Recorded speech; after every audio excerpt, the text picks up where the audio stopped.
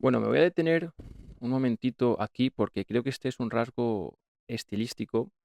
Esta es una construcción del contenido bastante interesante y que enlaza con lo que he dicho antes de Lovecraft. Bueno, en el horror de Danwich em, se nos dice, de nuevo, si la memoria no me falla, que a este pueblecito, a Danwich, se llega a través de unas carreteras ah, que van trazando unas curvas y que hasta cierto punto son peligrosas. Bueno, para hablarnos del pueblecito en el que sucede este segundo caso, fijaos lo que nos dice. Terreno agreste, sin vegetación, desolado, que parece subir hacia arriba permanentemente. Fijaos, acaba de hacer un ascenso. Y luego dice, pero debajo en el valle están los pozos negros y los montículos más negros y los montones de vomitivas chimeneas desechadas, filas de humildes casas grises de ladrillo rojo, todo tan deprimente y detestable como se puede ver.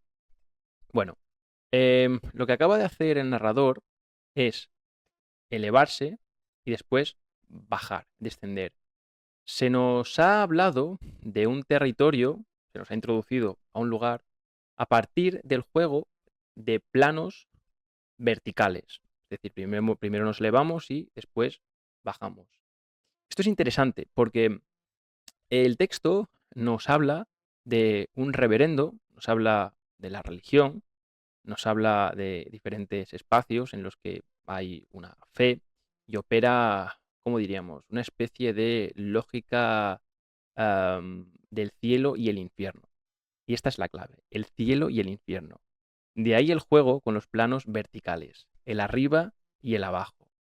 Claro, en este caso, tanto el arriba como el abajo son terribles. Es como si a partir del texto se nos dijese que no hay escapatoria y se nos está preparando para lo que vamos a ver, o a leer, mejor dicho. Muy bien, dicho esto, vamos con el terror que nace de la ruptura de la rutina. Bueno, el oficio religioso, en este segundo caso, comienza con absoluta normalidad. Los asistentes se saludan, comentan los precios del mercado, cantan un himno y esperan la oración, ¿no? Dentro del templo. Entonces, el pastor, párroco, deja de seguir el orden habitual de la misa. No se arrodilla, mira fijamente a los feligreses y se mueve de una manera extraña. Murmura palabras que nadie comprende, abre los brazos y parece ver algo que los demás no ven. Esto produce un terror porque lo familiar deja de comportarse como debería. Y vuelvo al ejemplo del gato en Poe. Imaginad que tenéis una mascota, un perro, un gato, un camaleón, yo qué sé, que de noche tira los libros que tenéis en vuestro cuarto y parece que se pone a leerlos. Y que después maulla, ladra o hace la onomatopeya que hagan los camaleones. No sé exactamente qué hace. Bueno, claro, esto es raro. O sea, que un animal se comporte como una persona puede ser gracioso. Pero cuando lo que hace se parece demasiado a lo que hace una persona, nos entra miedo, o por lo menos nos preguntamos, ¿qué está pasando aquí? En este caso, está sucediendo exactamente eso en la misa. El pastor, en este caso, no se transforma en un monstruo. Sigue siendo un anciano que, bueno, lee la misa, que está en la capilla y hace sus tareas, ¿no? De religioso. Pero sus gestos ya no pertenecen al ritual que todos conocen. Y a partir de aquí se empieza a generar ese extrañamiento. El público, los asistentes, empiezan a decir, ¿qué diantres está pasando aquí? De nuevo, como dije al principio, esto es una forma de lo siniestro. Lo cotidiano se vuelve irreconocible, pero sin dejar de ser cotidiano. Bueno, en este punto había señalado una cosilla que me llamó la atención y que yo creí de una forma, pero en realidad no es otra. Yo aquí había notado que el narrador parece entrar dentro de la óptica del personaje. Es decir, que el propio narrador de repente entra en lo que está viendo el personaje del párroco, ¿no? Que se focaliza en él y que a partir de su mirada nosotros vemos lo que está viendo el párroco. Pero en realidad no entra completamente dentro de la mente del pastor. La escena en realidad está construida desde la mirada de los feligreses. Vemos los movimientos desde fuera, los ojos fijos, los brazos abiertos y los labios que pronuncian palabras desconocidas.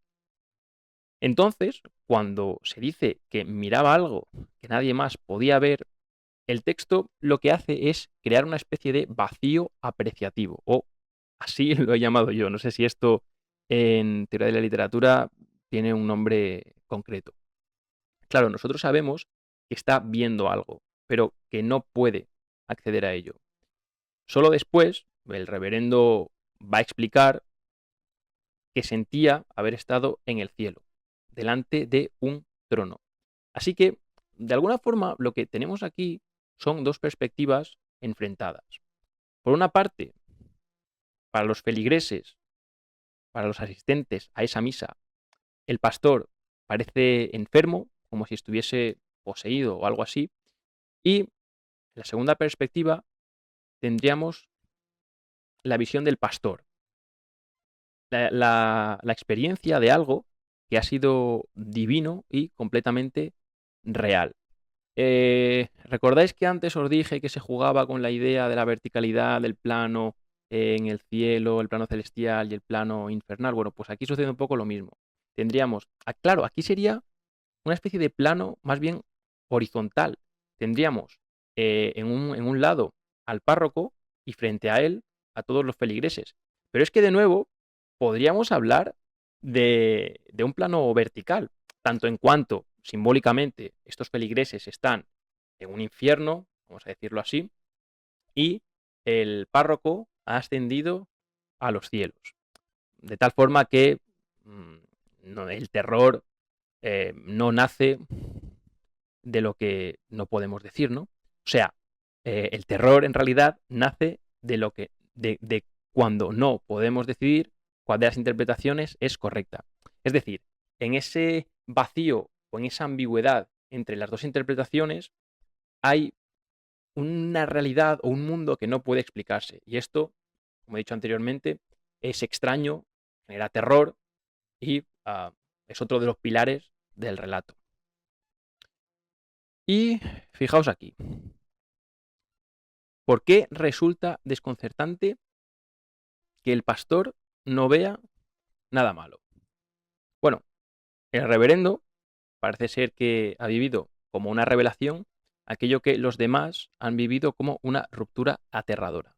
Este reverendo no recuerda cuáles han sido sus movimientos ni sus palabras, pero está convencido de haber estado en el cielo y no siente miedo. De hecho, siente una absoluta plenitud religiosa, mística, incluso podríamos decir. Claro, esto elimina una posible explicación sencilla.